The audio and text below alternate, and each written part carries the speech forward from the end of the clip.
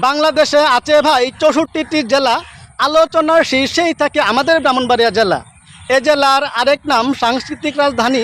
ব্রাহ্মণবাড়িয়ার ইতিহাস, ঐতিহ্য, সাফল্য কথা কয়জনে তা জানি। ব্রাহ্মণবাড়িয়ার নামটি কেন তোমরা কি তা জানো?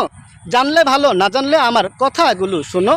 ব্রাহ্মণবাড়িয়ার নামকরণে আছে একাধিক মত, ব্রাহ্মণবাড়িয়ার সকল মানুষ হয় না কিন্তু বদ।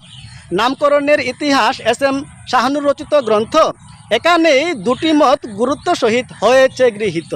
প্রথম মতে সেনামলে এই অঞ্চলে ছিল ব্রাহ্মণের অভাব, সঠিকভাবে সম্পন্ন হতো না পূজা অর্চনার কাজ। আদি সুর কর্ণকুঞ্জ থেকে রাজা লক্ষণ সেন কিছু ব্রাহ্মণ পরিবারকে এখানে আনেন। মৌলভীপাড়ায় কিছু ব্রাহ্মণ গড়ে তোলেন বাড়ি, তখন থেকেই ব্রাহ্মণবাড়িয়া নামটি সর্বত্র গেল ছড়ি।